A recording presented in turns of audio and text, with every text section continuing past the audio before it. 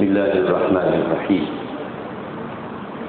Assalamualaikum warahmatullahi wabarakatuh. Alhamdulillahi rabbil alamin.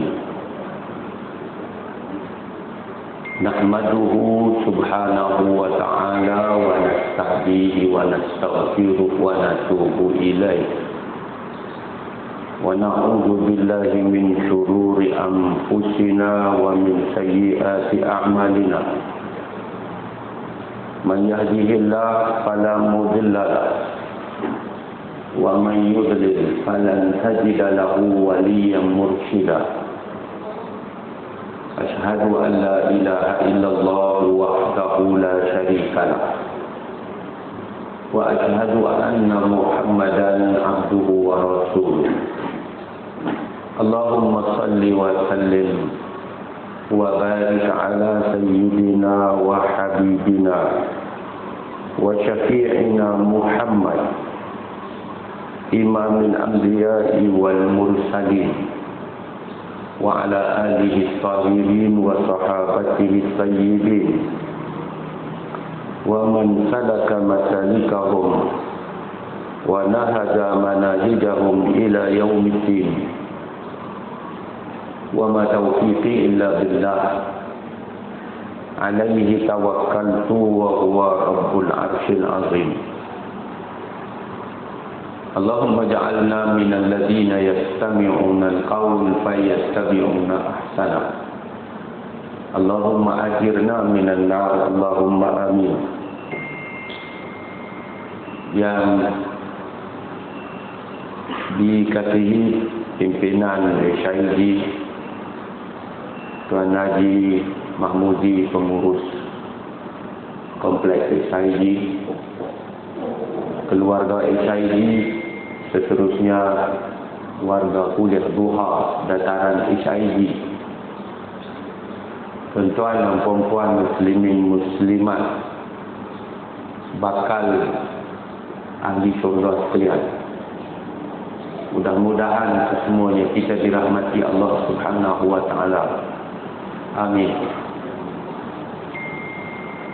Alhamdulillah, summa alhamdulillah, segala puji syukur bagi Allah pada Jumaat penghulu segala hari yang penuh dengan berkat, yang tidak ada matahari yang lebih baik terbit di ufuk timur melainkan pada hari Jumaat. Allah Ta'ala dengan kasih sayangnya, dengan izzahnya, dengan taufik hidayah inayahnya, pilih kita semua lagi untuk dapat berada di dalam kebun surga pada pagi Jumaat duha di SID ini. Demikianlah rutin hidup kita yang ianya bukan kebetulan tetapi ianya pilihan. Mari kita memilih untuk menghabiskan sisa baki umur kita untuk menjadi talib al-ilm.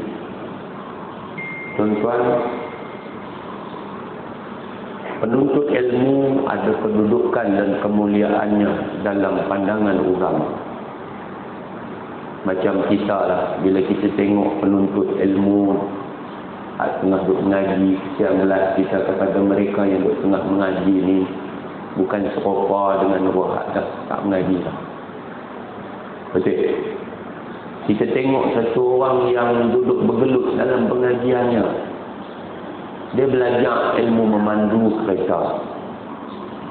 Dia tak pandai bawa kereta, tapi dia nak kena ambil ilmu itu kerana dia nak dapat lesen memandu untuk dia ke depan boleh bawa kereta, keluarga dia dan sebagainya.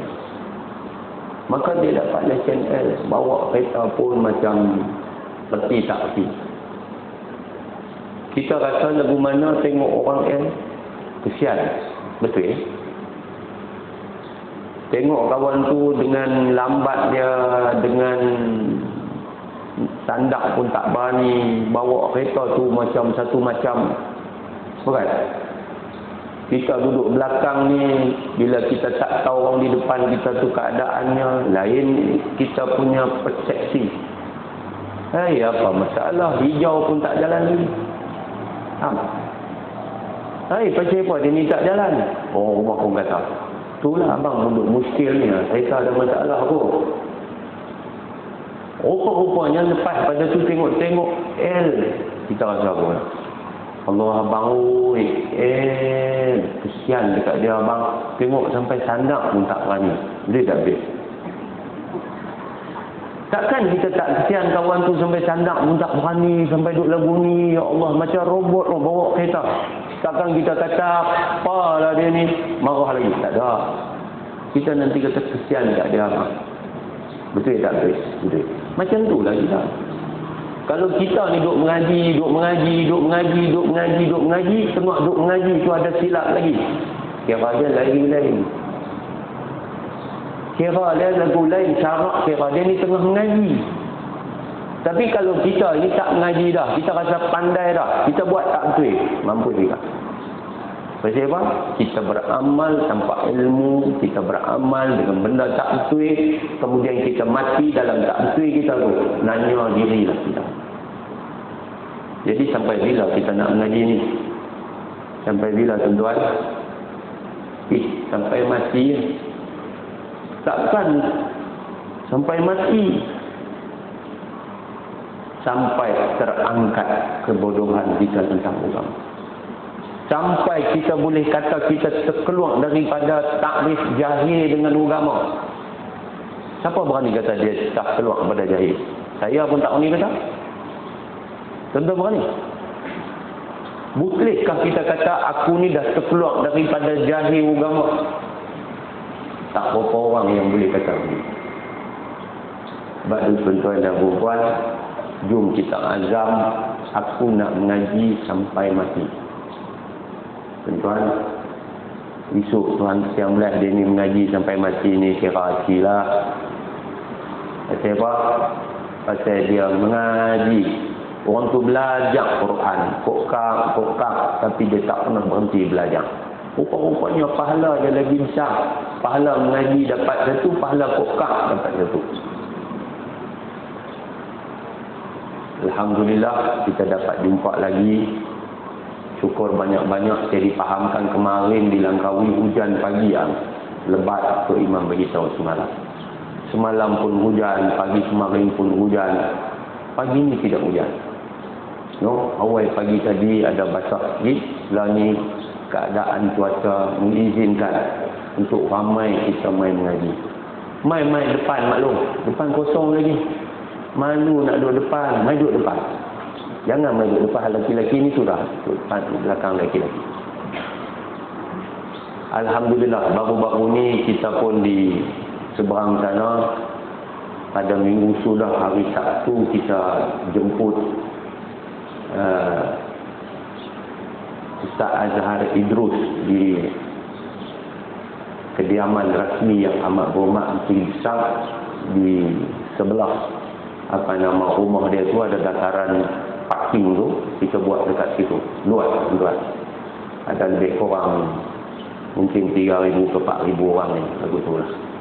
Tapi meriah. Yang pentingnya adalah hari Sabtu lepas tak hujan.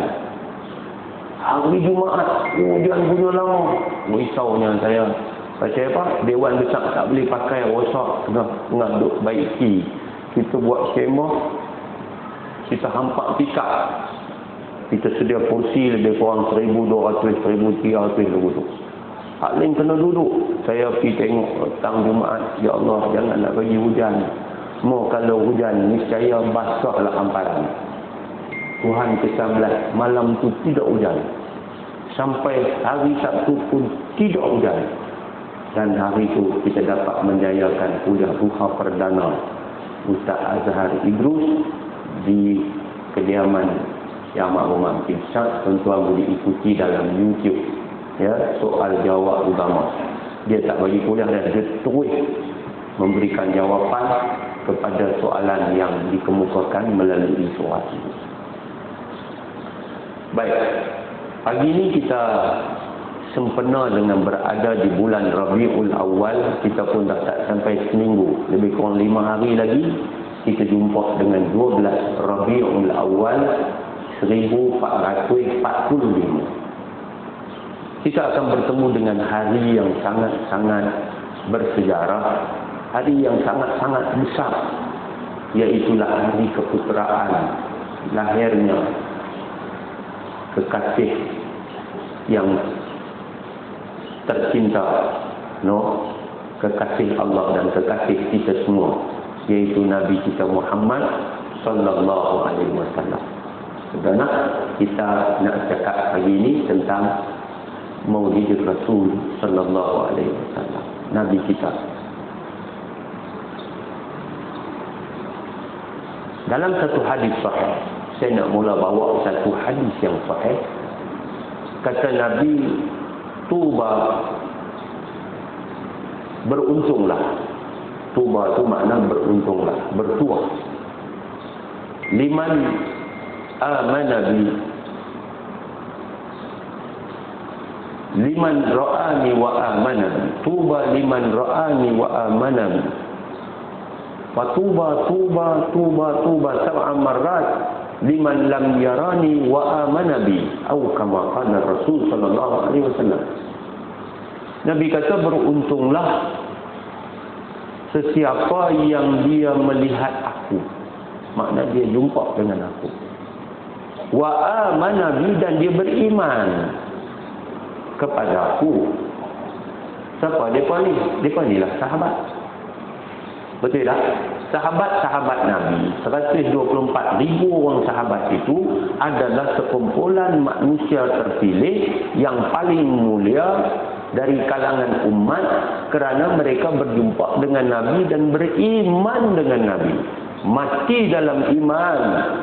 Mereka itu adalah kumpulan yang mendapat ridha Allah Subhanahu wa taala, sehingga kita bila sebut nama sahabat, kita diajak menyebut radhiyallahu anhu. Nampak? Radhiyallahu anhu, seorang kalau ramai radhiyallahu anhu. Ini kumpulan sahabat.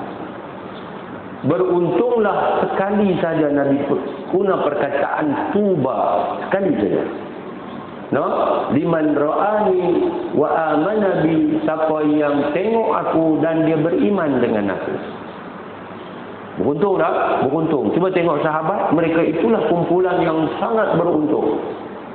Tetapi kemudian dalam hadis sahih ini Nabi menyebut fatuba sab'a marrat, maksudnya Nabi menyatakan beruntung sab'a marrat, 7 kali.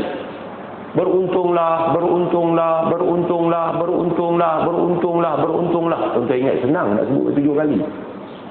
Tak. Nak abang kata banyak kalinya Nabi sebut tentang beruntunglah, beruntunglah, liman lam yarani, bagi sesiapa yang dia tak jumpa pun aku, dia tak tengok pun aku, wa amana, dia beriman dengan aku. Siapa tuan-tuan? Siapa dia golongan yang tak jumpa Nabi? Kita lah tuan-tuan. Tabi'in tak jumpa Nabi, tabi'in tak jumpa Nabi, tabi'in tak jumpa Nabi.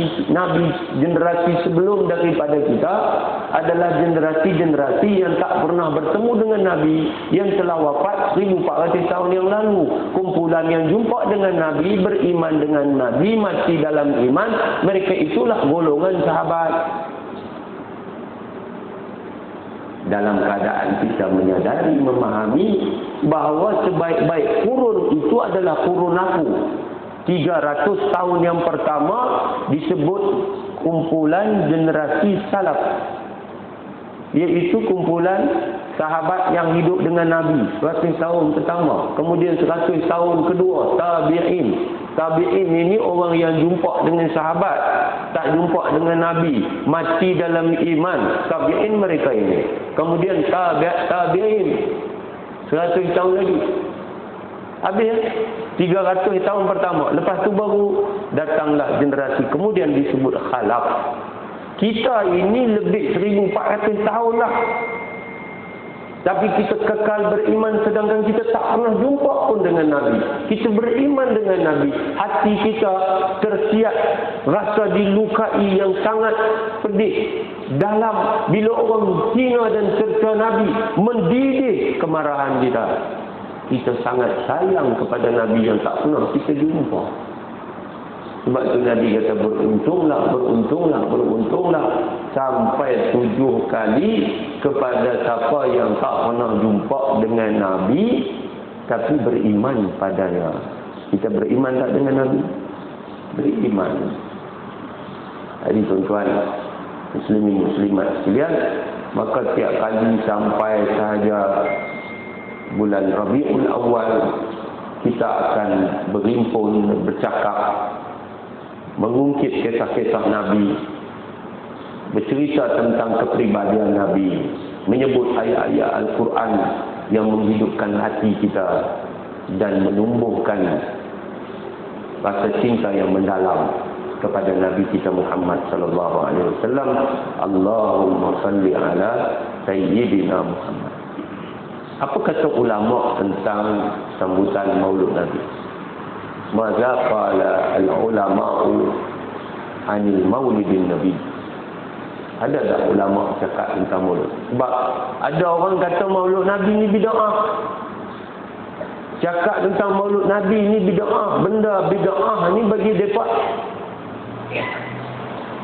kullu bid'atin dalalah wa kullu dalalatin finnar. Ada satu kumpulan dia kata semua bid'ah tu semua sesat.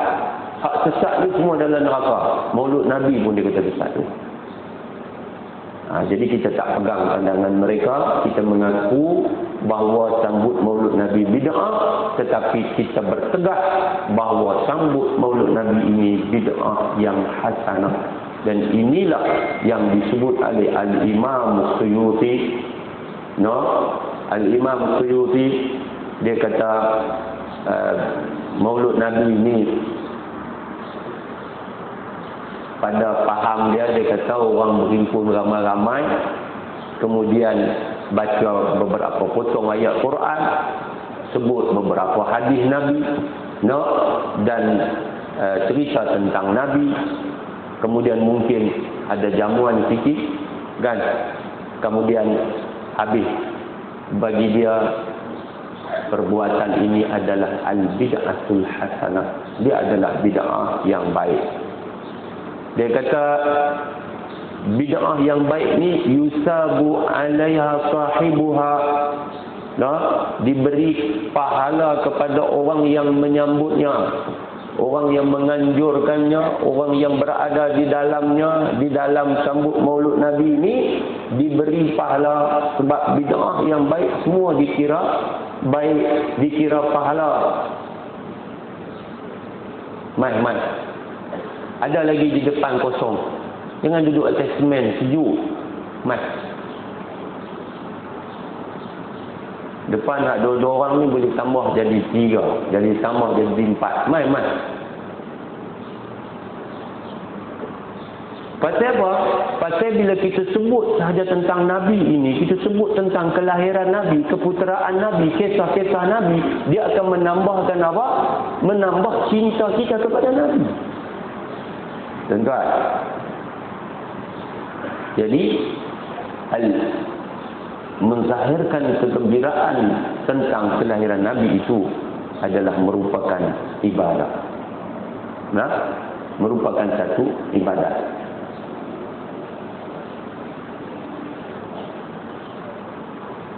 Bahkan ada ulama yang mengkategorikan sambut maulud Nabi ini hukum bergembira dengan kelahiran keputeraan Nabi adalah wajib. Dia kata al-farah bi wiladatin Nabi Muhammadin sallallahu alaihi wasallam wa hadza wajibun ala kulli muslim. Dia kata merasa gembira dengan kelahiran Nabi sallallahu alaihi wasallam adalah wajib atas setiap orang Islam. Takkan kita orang Islam tak seronok dengan kelahiran Nabi, betul tak? Tanya hang seronok tak Nabi dilahirkan? Dia kata tak seronok. Islam. Apa tak seronok dengan kelahiran Nabi, dengan keputeraan Nabi? Kita ni mau kalau tidaklah dengan sebab keputeraan Nabi, kelahiran Nabi, kita tak akan jadi Islam pada hari ini. Apa dalil bahawa bergembira dengan kelahiran Nabi itu wajib? Dalilnya adalah Al-Quran surah Yunus ayat 58. Allah berfirman, "Qul bi fadlillahi wa bi rahmatihi fabidzalika falyafrahu." Katakanlah wahai Nabi Muhammad, dengan fadlillah, dengan kelebihan kurniaan Allah dan rahmatnya itu, maka dengan yang demikian bergembiralah kamu. Apa dia maknanya tafsir ayat itu? Wa huna amrun minallahi ta'ala bil farahi bi fadlillahi ta'ala. Di sini jelas perintah dari Allah dengan bergembira dengan karuniaan Allah Ta'ala. Allazi huwal Qur'anul Karim. Yang dimaksudkan kurniaan Allah itu adalah Al-Quranul Karim. Wa bi rahmatihi, dan bergembira dengan rahmatnya itu. Wallazi huwa sayyiduna Muhammad sallallahu alaihi wasallam, dan rahmatnya itu maksudnya Nabi Muhammad sallallahu alaihi wasallam. Jadi qul bi fadlillah, katakanlah dengan kurnia Allah. Maksud kurnia Allah itu adalah Quran. Wa bi rahmatihi, dan dengan rahmatnya, rahmat Allah itu adalah Nabi Muhammad sallallahu alaihi wasallam. Fa bidzalika falyafrahu, maka dengan Quran yang Allah kurnia pada kita jadi petunjuk, jadi pimpinan, jadi hidayah, ya. Dan juga Nabi Muhammad yang diutuskan kepada kita sebagai Nabi, maka bergembiralah kita. Itu dia punya dalil, tuan-tuan. Apa dalil Nabi Muhammad sallallahu alaihi wasallam itu rahmat Allah? Allah kata, "Wa ma arsalnaka illa rahmatan lil alamin." Dan tidak kami utuskan engkau wahai Nabi Muhammad melainkan jadi rahmat untuk sekalian alam. Nampak? Nabi Muhammad itu perutusannya rahmat untuk sekalian alam. Jadi tuan-tuan, kerana itu menyambut maulud Nabi, ia adalah merupakan bid'ah hasanah yang mendapat pahala. Bergembira dengan keputeraan Nabi, kelahiran Nabi, hukumnya adalah wajib, tuan-tuan. Dalam satu riwayat cerita daripada Al-Imam Al-Bukhari tentang Abu Lahab. Tentu bisa senang tentang Abu Lahab. Siapa Abu Lahab? Abu Lahab ponakan Nabi. Abu Lahab ponakan Nabi. Okey. Kita tahu Nabi Muhammad, ayahandanya, baginda namanya Abdullah, telah wafat sebelum Nabi dilahirkan. Jadi tak sempat tengok ayah pun. Baru beberapa bulan dalam kandungan Siti Aminah, maka Abdullah sudah pun wafat. Jadi pada ketika Abdullah sudah wafat, maka pak-pak nakaklah yang sedang menanti-nanti kelahiran. Mereka lah yang pakat seronok duk tunggu bilakah adik ipar lepas Siti Aminah ni akan melahirkan. Jadi salah seorang pak menakan Nabi namanya Abu Lahab. Jadi Abu Lahab ni kita tahu bahawa dia ni, tuan-tuan, satu orang yang kafir sampai mati. Bukan sekat dia kafir, dia sangat benci kepada Islam yang dibawa oleh Nabi. Tapi sebenarnya kebenciannya setelah mana dia bergembira ketika Nabi dilahirkan. Awal-awal dulu tak macam tu. Maknanya waktu Siti Aminah duduk tengah ngandung sampai Siti Aminah melahirkan, Abu Lahab biasa seronok je.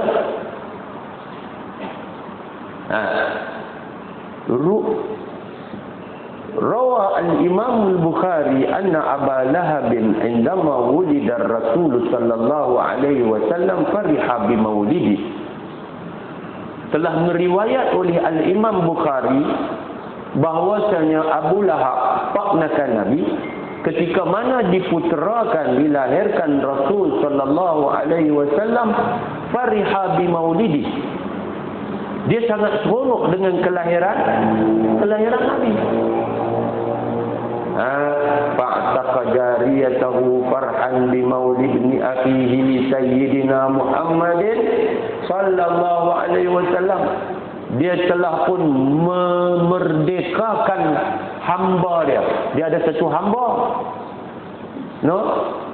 apa nama, Suwaibah nama hamba dia. Suwaibah al-Aslamiyah. Suwaibah ni, dia ni hamba Abu Lahab. Ketika mana dia dapat sahaja berita Siti Aminah melahirkan Nabi Muhammad, dia pun lari pergi dekat tuan dia Abu Lahab.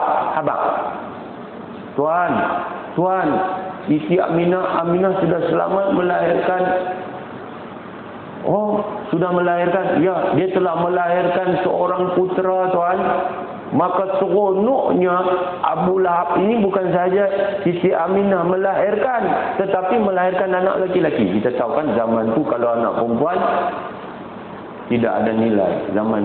Zaman jahiliah ni tuan-tuan, Nabi Muhammad diutuskan di antara yang telah Nabi Muhammad dengan perutusannya bawa kepada dunia, mengubah pada zaman itu adalah diangkat kedudukan perempuan. Kan, wa izal mau'udatu su'ilat, dan anak-anak perempuan itu ditanya, kenapa kamu dibunuh waktu kecil? Dibunuh hidup-hidup. Zaman mana tu? Zaman ni orang perempuan ni tak ada kedudukan. Dia melahirkan, dia boleh jual mak dia.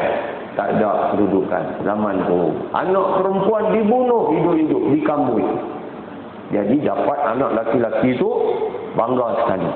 Lalu dia pun dengan seronoknya dia kata, Suwaibah, kerana aku gembira dengan kelahiran anak menakanku, anak saudara laki-lakiku, aku merdekakan kamu. Terus dia merdeka Suwaibah.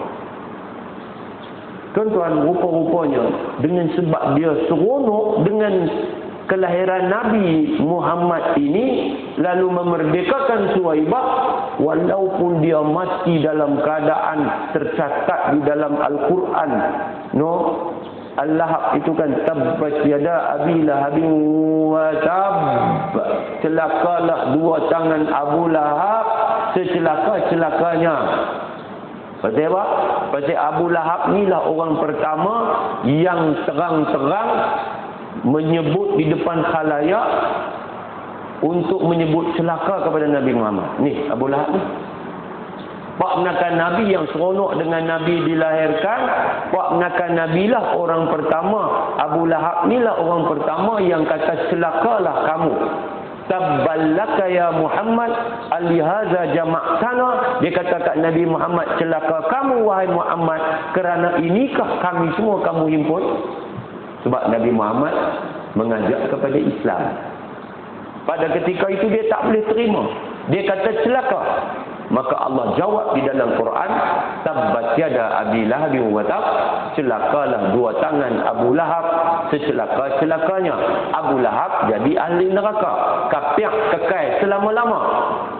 Tapi tuan-tuan, rupa-rupanya wa ba'da mautihi, lepas daripada Abu Lahab mati, ra'ahu akuhul Abbas. Al-Abbas adalah juga ponakan Nabi, saudara laki-laki Abu Lahab, nama dia Al-Abbas bin Abdul Muttalib. Al-Abbas bin Abdul Muttalib kan? Jadi Sayyidina Al-Abbas dia telah bermimpi berjumpa dengan Abu Lahab. Dalam mimpi itu, ni riwayat Imam Bukhari. Fasa'alau bimanamihi, di dalam mimpinya itu dia jumpa dengan Abu Lahab. Fasa'alau an ali, dia pun tanya Abu Lahab. Dan tanya apa? Tanya keadaan Abu Lahab, macam mana keadaan, okey kah tak okey kah? Faqala lahu, maka Abu Lahab pun habaq dekat Al-Abbas.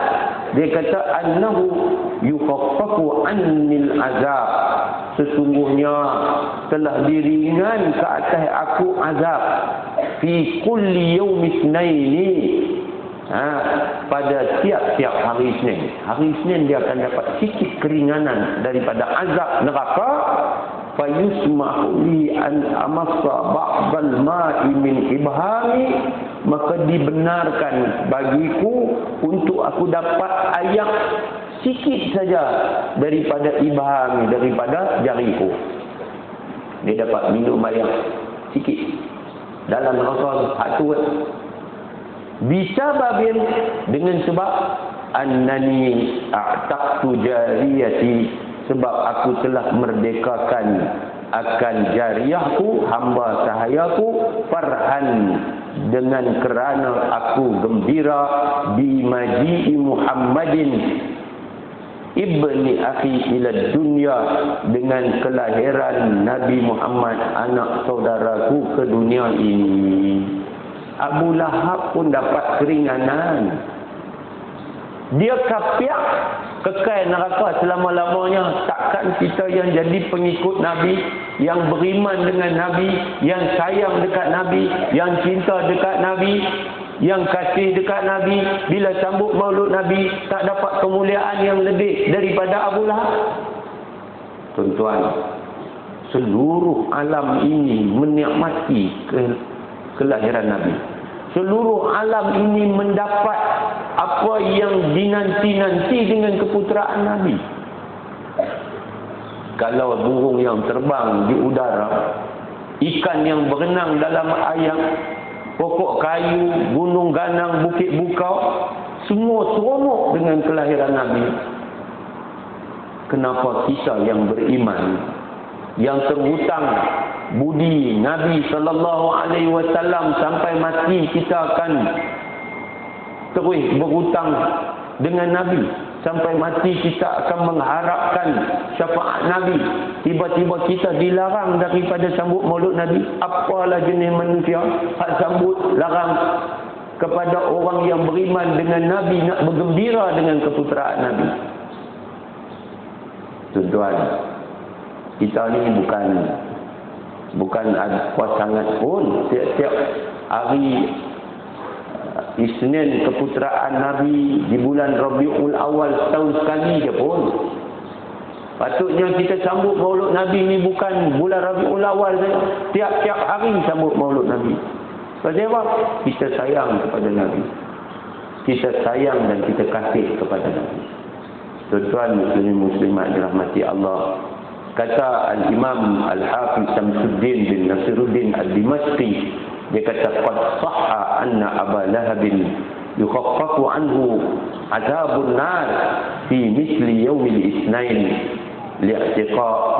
li'taqihi Suwaybah sururan bi miladin Nabi. Telah sahih bahawa Abu Lahab telah diringan daripadanya azab api neraka pada setiap hari Isnin kerana dia memerdekakan Suwaybah, hamba sahayanya, kerana bergembira dengan kelahiran Nabi. Summa ansada, kemudian dia telah bernasib, dia kata iza kana hadza kafiran jaa zammuhu wa tabbat yadahu fil jahim mukhallada ata annahu fi yaumil itsnain daima yukhaffafu anhu lisururi bi ahmada famazan bil abd alladhi tula umrihi bi ahmada masruran wa mata muwahhada. Dia kata apabila Abu Lahab yang kafir, yang telah pun jelas datang celaannya di dalam Quran, mencela dua tangannya, kekal di dalam neraka jahim, berlaku padanya setiap hari Isnin selamanya, telah diringankan daripadanya azab kerana kegembiraannya dengan Nabi Muhammad. Maka apakah sangkaan kamu dengan hamba-hamba Allah yang sepanjang umurnya bergembira dengan Nabi Muhammad sallallahu alaihi wasallam yang ia kemudian mati di dalam iman? InsyaAllah, insyaAllah muslimin muslimat dirahmati oleh Allah Subhanahu wa taala sekalian. Nabi Muhammad sallallahu alaihi wasallam yang kita sambut maulidnya tuan, dihantar, diutus kepada kita dengan nama yang banyak, yang dalam pengajian kita kalau satu-satu tu namanya banyak, maka menunjukkan kemuliaan yang banyak, kemuliaan yang hebat, kepentingan yang besar. Macam nama-nama Allah. Allah itu nama bagi zat, Allah lafzul jalalah. Tetapi nama bagi Allah ada berapa? 99. Betul tak? No? Dalam Asma'ullahul Husna itu nama-nama Allah. Ia menunjukkan kehebatan Allah, menunjukkan keagungan Allah, menunjukkan kemuliaan zat Allah. Begitu juga Nabi Muhammad. Nabi Muhammad ni ada banyak nama juga. Antara nama Nabi Muhammad di bumi ini terkenal dengan nama Muhammad, sedangkan di langit nama Nabi Muhammad adalah Ahmad. Tadi tuan-tuan dengar di Ahmada. Ahmada itu Ahmad. Ahmad nama Nabi bukan di bumi. Nama Nabi di langit disebut Ahmad. Dalam Quran juga disebut nama Nabi Ahmad. Jadi tuan-tuan, selain daripada nama terkenal Muhammad di bumi, nama Nabi Muhammad di langit adalah Ahmad. Jadi kalau tuan-tuan jumpa orang namanya Ahmad, itu nama Nabi. Begitulah juga nama Nabi disebut Yasin. Nama Nabi disebut Taha. Itu nama Nabi. Cuma dia agak, orang hari ni tak mau dah nama-nama lama ini. Padahal itu nama Nabi. Nama Nabi itu Muddatsir. Nama Nabi Muzammil. Itu nama Nabi. Nama Nabi Abdullah. Abdullah itu nama Nabi. Entah Nama Nabi juga Nabiyut Taubah, Nabiyur Rahmah. No, itu semua adalah nama-nama Nabi sallallahu alaihi wasallam. Baik.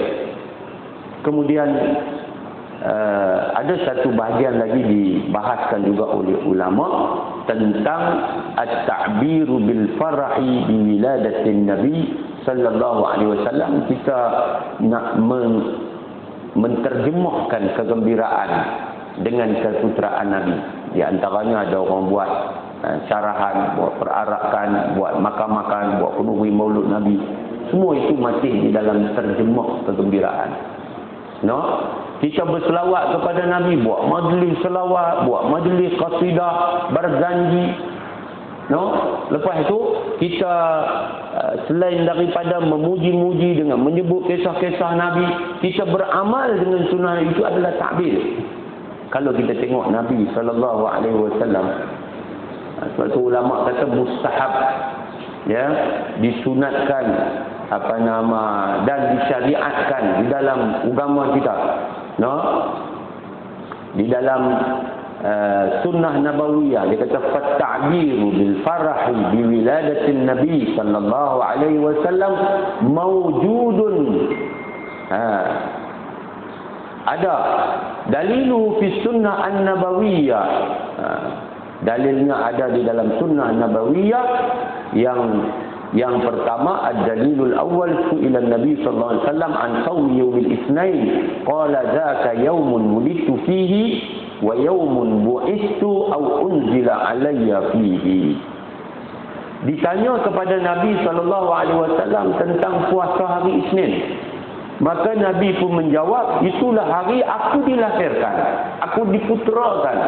Makna Nabi puasa hari Isnin sebab Nabi seronok Nabi dilahirkan pada hari itu.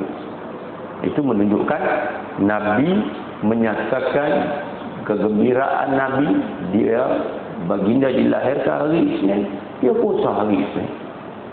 Wa yaumun bu'istu, hari Isnin itu juga aku diangkat menjadi rasul. Au unzila alayya fihi, dan hari Isnin itulah diturunkan kali pertama wahyu kepadaku. Hadis ini sahih riwayat Imam Muslim. Ya.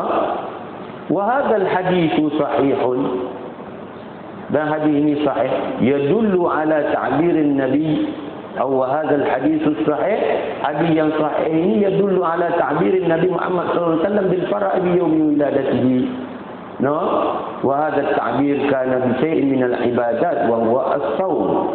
Dan hadis yang sahih ini menunjukkan macam mana Nabi menterjemahkan kegembiraan Nabi dengan hari keputeraan baginda dengan buat satu ibadat namanya berpuasa. No? Jadi kesimpulannya kita menterjemahkan kegembiraan dengan menyambut sambutan Maulud Nabi ini, ia adalah sunnah, dia adalah mustahab, no, masnunun sunat fi asy-syari'atil islamiyah, dalam syariat Islam. Tuan-tuan muslimin dan muslimat sekalian, ketika kita sayang, kasih kepada seorang manusia, di manakah Nabi? Adakah kita sayang mak kita, ayah kita yang dengan sebab mereka kita dilahirkan, lepas itu baru sayang dekat Nabi? Atau macam mana? Nabi duduk nombor berapa? Ini juga kena dijelaskan. No? Kita kena ajak anak-anak kita supaya menyayangi Nabi, mencintai Nabi yang hukumnya wajib, bahawa kita wajib sayang dan cinta dekat Nabi selepas daripada cinta kita pada Allah. Bukan mak kita duduk depan, bukan ayah kita duduk depan, bukan diri kita duduk depan, bukan bini kita duduk depan, bukan. Lepas kita cinta dekat Allah, maka cinta dekat Nabi. Dalam satu hadis sahih riwayat Imam Muslim, Nabi bersabda, la yu'minu ahadukum hatta akuna ahabba ilaihi min waladihi wa walidihi wan nasi ajma'in. Hadis sahih riwayat Imam Muslim. Tidak beriman seorang kamu, yang ni tak sempurnalah iman seorang manusia itu, sehinggalah kata Nabi, aku lebih dia cintai. Sehingga Nabi itu dicintainya lebih daripada dia mencintai anaknya, dia mencintai dua ibu dan ayahnya, dan dia mencintai seluruh manusia lain. Maknanya Nabi itu kita kena cinta lebih daripada yang lain selepas cinta kita kepada Allah Subhanahu wa ta'ala. Muslimin muslimat yang dirahmati oleh Allah Subhanahu wa ta'ala sekalian. Ada satu hari Nabi duduk dengan sahabat-sahabat, Nabi kemudian diberitahu oleh Sayyidina Umar.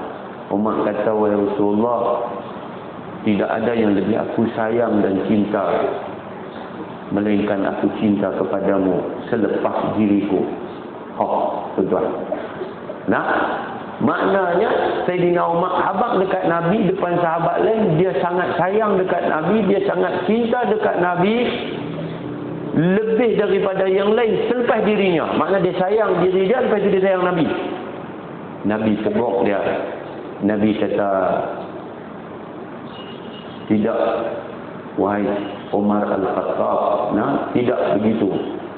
Mesti sayang dekat Nabi selepas daripada Allah. Walaupun ke atas diri kamu sendiri. Mesti lebih sayang dekat Nabi lebih pada diri sendiri. Pada mak ke, daripada pak ke, daripada anak ke, daripada apa-apa. Selepas daripada Allah, mesti Nabi. Barulah Sayyidina Umar kata bahawa aku tidak menyintai lepas daripada cinta kepada Allah melainkan aku cinta kepada dirimu, wahai Rasulullah. Maka aku lebih cinta pada dirimu lebih daripada aku menyintai diriku. Maka Nabi pun kata, al-an ya Umar, wahai Umar, sekarang kamu betul, sekarang baru betul. Begitu. Tuan-tuan dan perempuan sekalian, kalau kita tengok macam mana kisahnya sahabat yang sangat sayang kepada Nabi, boleh kita cerita hanya untuk buat muhasabah kita ni di mana berbanding dengan generasi yang hebat ini. Sampai mereka ini jadi tidak keruan. Ada yang sampai jadi, kalau orang macam kita kata, jadi macam karam rindu pada Nabi sampai sakit-sakit. ada seorang sahabat yang kisahnya terkenal menjadi sebab turunnya Al-Quran, yang dikenali sebagai Sayyidina Sauban. Sauban ni tuan-tuan, dia adalah maula Rasulullah. Apa makna maula? Maula ni maknanya dia hamba Nabi, kemudian merdekakan dia dan dia memilih untuk jadi khadam Nabi. Dia duduk dengan Nabi, dia khidmat dekat Nabi. Khadam tu makna ahli khidmat. Nabi nak itu, Nabi nak ini, semua dia tolong buat. Jadi dia duduk dengan Nabi. Sauban ini seorang yang sangat sayang dekat Nabi, sangat cinta dekat Nabi, cinta gila. Dan dia tak mampu nak boleh bertahan sebab dia ni selalu pikiang, ya. Sehingga dalam riwayat kisah Sauban ini sampai turun ayat Quran Suratul Nisa ayat ke-69, cerita tentang Sauban, turun ayat Quran. Tuan-tuan, Sauban ni dia sayang dekat Nabi sampai dia pikiang, bukan sahaja di dunia, dia pikiang sampai di akhirat. Satu hari dia nak mati, satu hari Nabi pun wafat. Bila Nabi mati wafat, Nabi tentu masuk syurga. Syurga itu syurga yang makamnya tinggi. Kalau dia masuk syurga, Sauban masuk syurga, Sauban pikiang, dia tentu akan duduk tak sekali dengan Nabi. Nabi tentu duduk dengan Nabi-Nabi. Nabi tentu duduk di makam yang berbeza. Maka Sauban jadi kurus. Pasti pikiang akhirat. Itu dia sampai tahu tu. Jadi satu hari Nabi jumpa dengan Sauban yang kurus. Sauban ini sudah jadi macam sakit. Kurus kering badan dia. Nabi tanya Sauban, "Ma bika ya Sauban?" "Sauban, kamu ni pasal apa? Awak kurus sangat ni," lebih kurang lagu tu. "Sakit kah?" Sauban kata, "Ma bi min waja'in wala marad, wahai Rasulullah, saya ni tak sakit apa pun. Illa annani idza lam araka, kecuali saya bila tak tengok kamu lama sikit, istauhastu wahsyatan sadida, saya rindu serindu-rindunya." Dia tak boleh pisah lama. "Hatta alqah, sehinggalah saya dapat jumpa kamu, jumpa tuan." Kalau zaman kita ni hak jenis rindu serindu-rindunya ni kan laki-laki dengan perempuan. Betul tak? Tengok bumbung rumah pun jadilah. Kalau tak jumpa tu, mandinya tak basah, makannya tak ladu, tidurnya pun tak lena. Betul tak? Tapi Sauban ni laki-laki merindui Rasulullah, lama sikit terpisah, mencari-cari. Sampai dia kata, "Aku jumpa denganmu, maka terubatlah rindu. Hatta alqaq, sampai aku jumpa dengan engkau ya Rasulullah, fa zakartul akhirah, aku pun teringat dekat akhirat." Dia kata, di akhirat nanti anta turfa'u ma'an nabiyyin, nanti tuan bila dah wafat akan diangkat duduk dengan nabi-nabi, duduk di level surga yang in udkhiltul jannah, sekiranya saya boleh masuk syurga, Allah masukkan saya dalam syurga, kuntu fi manzilin duna manzilik, tentu saya duduk di satu level yang tidak sekali dengan levelmu ya Rasulullah. Wa illam adkhul, kalaulah saya nanti tak boleh masuk syurga, lam araka abada, tentu saya tak boleh melihatmu lagi selama-lamanya. Fa kaifa yakunu fi hali, macam manalah keadaanku ketika itu. Jadi dia jadi jatuh sakit kerana dia selalu memikirkan keadaan itu. Nampak tak tuan-tuan? Allah turun ayat Quran dalam kisah Sauban. Allah kata, "Wa man yuti'illaha war rasul fa ulaika ma'al ladzina an'ama Allahu 'alaihim minan nabiyyin was-siddiqin wasyuhada was-salihin wa hasuna ulaika rafiqa." Dan barang siapa yang taat ia kepada Allah dan kepada Rasul, maka mereka akan Allah tempatkan bersama-sama dalam surga bersama dengan nabi-nabi, para siddiqin, para syuhada dan salihin. wa hasuna ulaika rafiqa, dan sebaik-baik teman itulah. Maknanya Nabi kata, no, anta ma'a man ahbabta, engkau bersama dengan siapa yang engkau cintai. Dia cinta dekat Nabi, dia akan bersama dengan Nabi dalam syurga. Tuan-tuan, dalam hadis yang lain Nabi kata, man ahya sunnati faqad ahabbani wa man ahabbani kana ma'i fil jannah. Siapa menghidupkan sunnahku, maka dia telah menyintaiku. Siapa yang menyintaiku, dia akan bersama dengan aku di dalam syurga. Allahu akbar. Tuan-tuan, Sayyidina Bilal Ar-Rabah, siapa tak ingat? Tuan-tuan tentu ingat kisah Bilal. Bilal Ar-Rabah ni salah seorang daripada 4 orang muazzin Nabi. Muazzin Nabi ada berapa? Muazzin Nabi ada 4 orang, 2 di Madinah, seorang di Quba, seorang di Makkah. Di Mekah ada muazzin Nabi. Di Quba, masjid Quba tu ada seorang muazzin Nabi. Di masjid Nabi ada 2. Yang paling terkenal adalah Sayyidina Bilal Ar-Rabah. Tuan-tuan, ada seorang lagi, nama dia Al-Amru ibni Umi Maktum Al-Qurashi, yang buta. Dia tu seorang lagi muazzin di masjid Nabi. Kalau di Quba, yang menjadi muazzin Nabi bernama Sayyidah Sa'ad Al-Qurud, iaitu dia adalah bekas hamba kepada Sayyidina Ammar ibn Yasir. Adapun di Mekah, muazzin Nabi namanya Abu Mahzurah, atau namanya Aus ibn Mughirah Al-Jumahi. Sayyidina Aus ibn Mughirah Al-Jumahi, dia adalah muazzin Nabi di Makkah Al-Mukarramah. Tuan-tuan, Sayyidina Bilal, bila dia diangkat menjadi Bilal muazzin, Bilal ni nama kita di sini panggil Bilal, sebenarnya jawatan dia muazzin. Bilal dia berbangsa Ethiopia Habsyah, kulit dia hitam, dia kunta kincir, tapi hati dia putih. Tuan-tuan, dia sangat sayang dekat Nabi. Dia yakin dengan apa yang Nabi bawa sejak awal. Dia beriman dan sanggup menghadapi segala-galanya.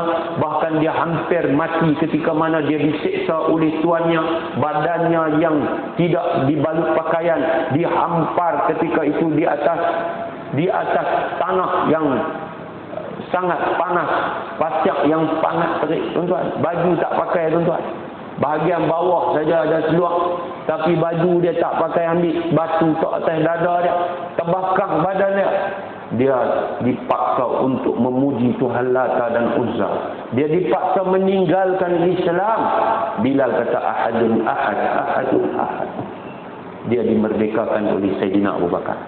Pergi di Madinah, Bilal menjadi muazzin Nabi. Kalau siapa pergi masjid Nabi, kita sampai di sana, di depan sekali, tuan-tuan akan nampak dekat depan tu, dekat mihrab Nabi tu, kalau mihrab lama, kita akan nampak ada macam para di atas tu. Masih lagi ada. Dan di situlah sejak lama muazzin mengumandangkan azan sampai hari ini. Jadi Bilal, bila dia menjadi muazzin, dia akan melihat rumahnya Nabi, rumah Siti Aisyah. Jadi sama ada dia azan dulu, kemudian dia pergi dekat pintu, dan kemudian beritahu Nabi, keluar mengiring Nabi untuk jadi imam, ataupun dia pergi habang, kemudian dia timbang. Itulah rutin dia. Sehingga bila Nabi wafat, Bilal tak boleh nak azan lagi. Bila Nabi wafat, tuan-tuan, hari paling sedih sentuhlah hari Nabi wafat. Semua orang sayang dekat Nabi. Bilal ini sampai tak mampu nak azan, sampai hatinya sangat derita ketika itu. Bila dia azan, dia terbayang Nabi keluar jadi imam. Bila dia azan, dia akan pergi sambut Nabi. Dia tengok tempat azan, dia tengok rumah Nabi. Air matanya tak boleh tahan. Dia sangat sayang pada Nabi. Dia minta pada Sayyidina Abu Bakar, bagilah dia berhenti dari jadi muazzin Nabi. Abu Bakar tak terima permintaan dia. Aku tak dapat terima permintaan kamu, wahai Bilal. Kamu telah diangkat, dipilih oleh Nabi, sehingga kamu boleh bagi satu alasan yang munasabah. Akhirnya tuan-tuan, pendek cerita, Bilal habaq kat Sayyidina Abu Bakar, dia nak keluar pergi berdakwah. Lalu akhirnya dia pun pergi berdakwah. Di mana tuan-tuan? Dia pergi di Syam. Syam di mana? Syam ni tuan-tuan, negeri-negeri yang berada di kawasan itu seperti Palestin, Syria, Jordan, itu semua Syam. Lebih kurang 1000 km lebih. Tuan-tuan, pergi. Bilal berada di sana dengan ahli keluarganya. Dia berkeluarga, dia mengajak penduduk Syam. Dia berada di sana. Sampailah satu hari malam, dia mimpi Nabi mai dekat dia. Nabi kata, "Ma hadzal jafa ya Bilal, lima lam tazurni." Apa ni Bilal? Kamu macam tak peduli dekat aku? Bukankah sampai masa kamu ziarah aku? Kenapa kamu tak ziarah aku? 5 lam tazurni. Kenapa kamu tak ziarah aku? Dia jaga-jaga, dia terkejut. Dia menangis sehingga isterinya mendengar tangisan luar biasa suaminya Bilal. Dia kata dekat suami dia, "Abang pasal apa abang menangis macam ni sekali?" Dia kata, "Wahai isteriku, aku telah bermimpi Rasulullah datang dalam mimpiku. Dia kata dekat aku, kenapa kamu tiap ziarah aku? Aku takut Rasulullah tinggalkan aku." Maka bini dia kata, "Pergilah, pulanglah abang, pergilah ziarah Nabi." Dia pun tuan-tuan tanpa melengah lagi, dia mengambil perjalanan 1000 kilo sampai di bumi Madinah. Tuan-tuan bayang, kerinduan yang sarat dalam dada dia, ingatan yang tak boleh lagi dipadam-padam. Dia tak mampu lagi bertahan, apalagi bila sampai di banjaran yang lama dikenali sebagai banjaran Uhud. Dia tengok-tengok bukit Uhud, dia tahu dah dia dekat dengan Nabi. Bila dia melepasi bukit Uhud, tiap tempat yang dia tengok, dia nampak wajah Nabi. Dia tengok rumah Madinah, nampak muka Nabi. Dia tengok jalan Madinah, nampak muka Nabi. Tengok pokok-pokok di Madinah, nampak muka Nabi. Air matanya meramu turun tuan-tuan. Sampailah jadi masjid Nabi. Dia masuk dalam masjid Nabi. Dia sampai di makam Nabi. Maka dia melepaskan rindu, dia menangis di makam Nabi. Kerana rindu pada Rasulullah, yang mayat jasad tubuh Nabi tidak sekalipun digigit oleh seekor binatang pun di dunia ini. Nyamuk pun tak pernah ketik Nabi waktu Nabi hidup. Apalagi Nabi wafat, Nabi tak pernah disentuh oleh binatang bumi. Begitulah Nabi waktu hidup, begitulah Nabi waktu wafat. Duduk di dalam makam Nabi dan menangis di makam Nabi, sehingga dia disapa oleh Sayyidina Abu Bakar dan Umar. Berpelukkanlah mereka. Bilal menangis. Abu Bakar tanya, "Kenapa kamu Bilal?" Bilal kata, "Wahai Abu Bakar, aku takut Rasulullah meninggalkan aku." Sehingga dia ditenangkan oleh Sayyidina Abu Bakar. Dia ditenangkan oleh Sayyidina Umar. Bilal kembali tenang, melepaskan rindu kepada Rasulullah sallallahu alaihi wasallam. Sampai waktu semayang, Abu Bakar minta Bilal azan. Itulah tugas Bilal dulu waktu Nabi hidup. Itulah tugas Bilal dulu waktu Nabi duduk ada. Semua penduduk kenal telinga mereka cam suara Bilal. Bilal kata, "Abu Bakar, minta maaf, aku tak mampu nak azan lagi." Umar kata, "Please lah Bilal, azanlah."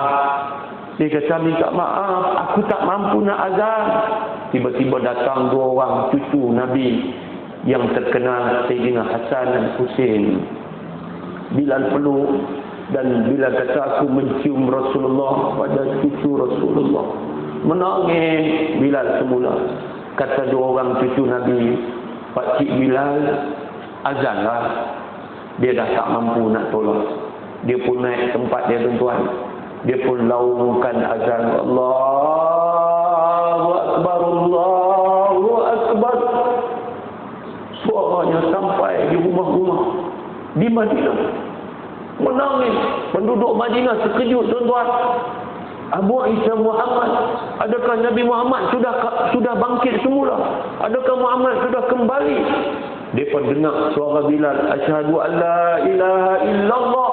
Yang laki-laki, yang perempuan keluar menuju ke masjid Nabi.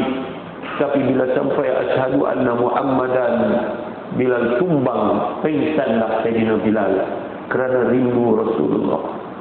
Kita di mana tuan-tuan? Kita di mana dengan kerinduan kita? kepada Rasulullah sallallahu alaihi wasallam.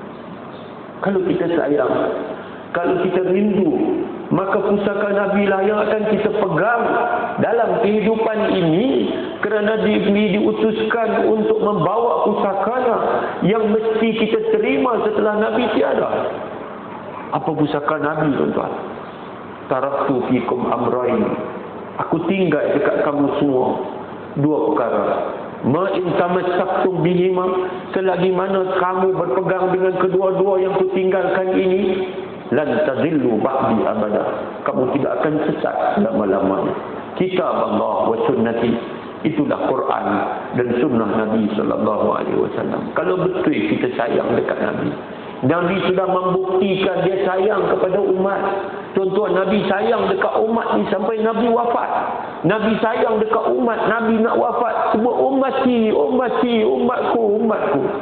Nabi bangun esok ketika mana dibangkitkan Nabi daripada alam kubur itu, Nabi mencari umatnya. Nabi tak cari keluarga dia, Nabi tak cari isteri dia, Nabi tak cari anak cucu dia, tapi Nabi mencari umatnya. Nabi sayang dekat kita, tuan-tuan. Sehingga Nabi pernah menyebut, Nabi kata, masali wa masalukum, perumpamaan aku dan kamu, yakni aku diutuskan dan kamu umatku yang menerima perutusanku. Allah utuskan aku kepada kamu, perumpamaan aku dan kamu kamasali rajulin auqada nara, macam seorang laki-laki yang dia bakar satu unggun api petang-petang, dia himpun kayu kering, dia himpun daun kering, dia himpun sampah sarak, dia bakar. Waktu tu maghrib mula menjelma, menjelanglah waktu maghrib, merah-merah di ufuk barat. Ketika itu malam pun diterangi cahaya api yang datang daripada unggun yang dibakar laki-laki tadi. Nabi kata faja'alal janadib wal faras yaqa'na fiha. Ketika itu binatang-binatang al-janadib wal faras, kelkatu malam, binatang-binatang malam yang ditarik oleh cahaya, mereka itu datang ramai-ramai untuk menyerbu ke arah api.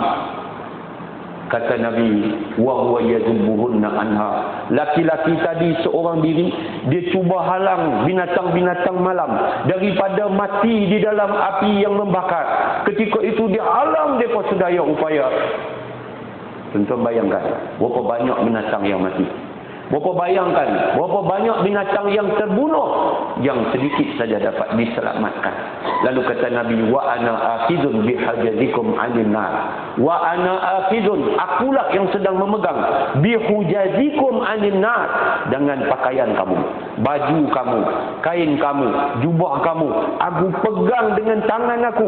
Kamu nak jatuh dalam neraka.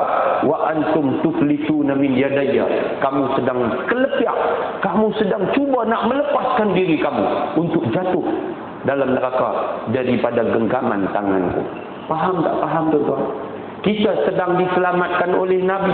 Dengan apa? Dengan Islam yang Nabi bawa. Dengan cara hidup Islam yang kita ditinggalkan oleh Rasulullah sallallahu alaihi wasallam, yang disampaikan oleh sahabat, yang diterima oleh tabi'in, diterima oleh tabi'in, yang diterima oleh tabi'in, diterima oleh para ulama di setiap zaman, sampailah ke zaman kita.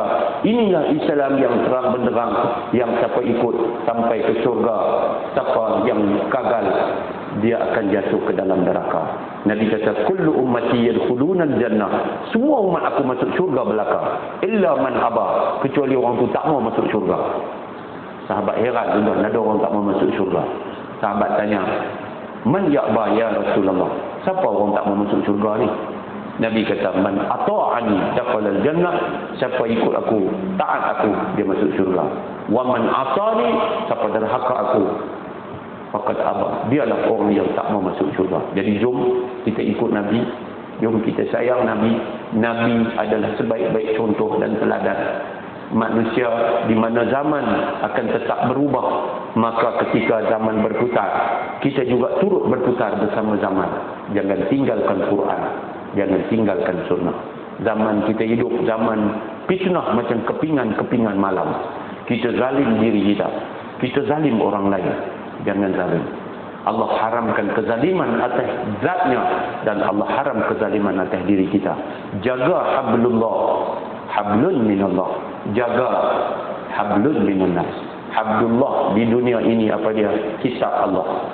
Jadi hablun minannas, hubungan sesama manusia mesti berpandukan kitab Allah. Macam mana kita jaga diri kita?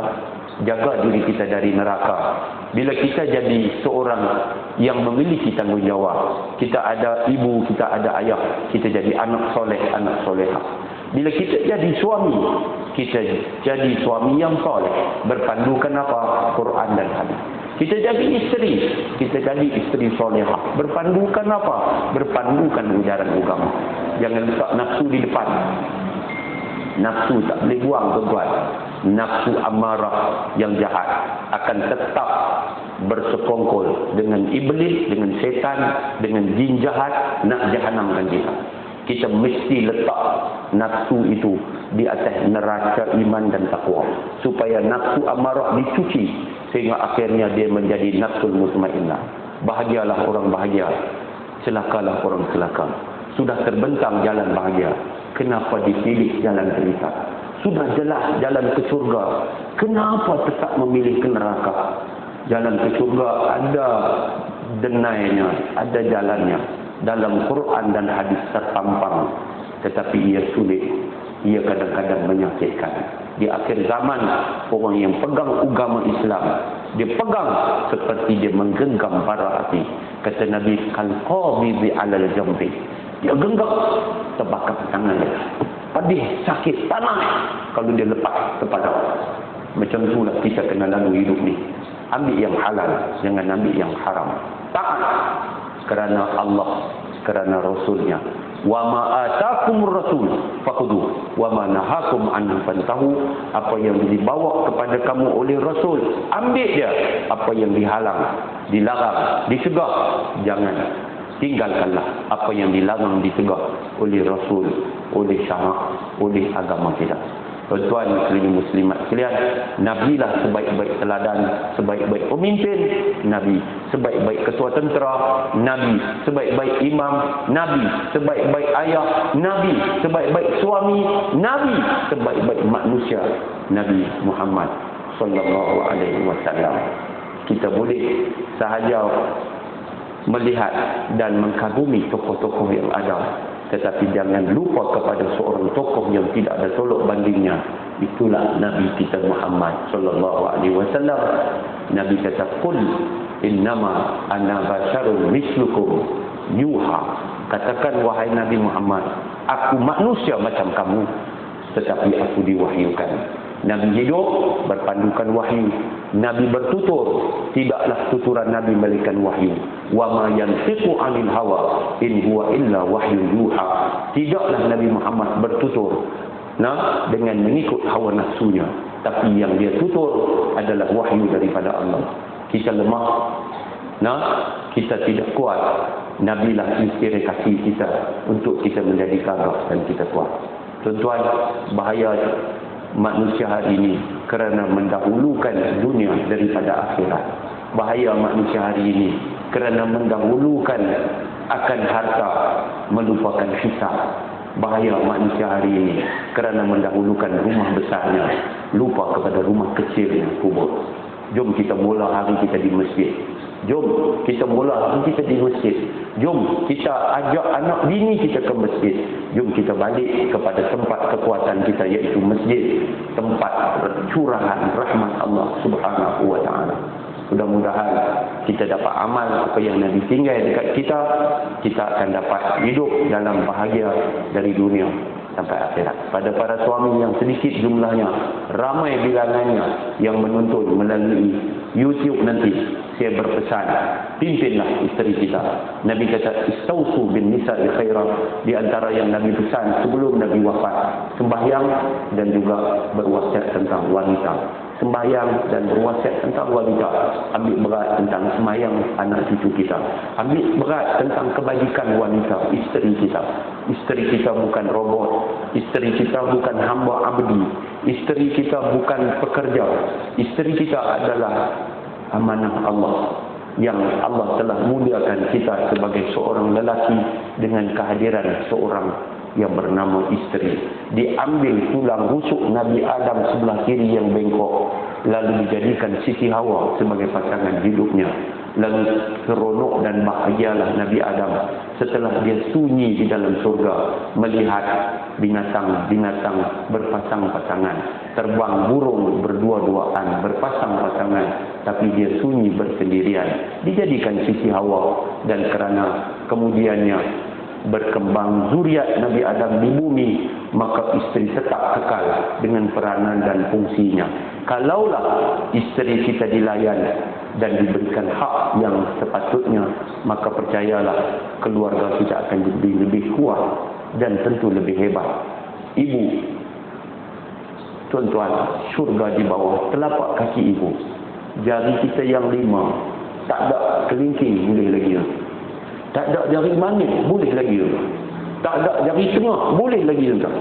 Tak ada jari telunjuk, boleh lagi juga. Tak ada ibu jari, jam.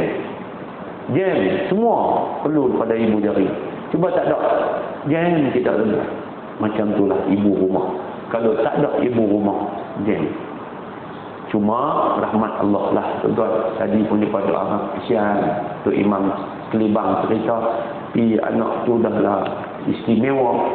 Lari tak tahu nak abang umur 9 tahun, mak meninggal. No, siapa nak tengok kebajikan dia? Tinggallah ayah terkebil-kebil nanti. Macam mana nak menguruskan si anak istimewa selain daripada anak-anak yang lain. Kalau yang jelasnya ayah tak ada ni ramai boleh survive, contohnya kasih sayang anak-anak dan sebagainya.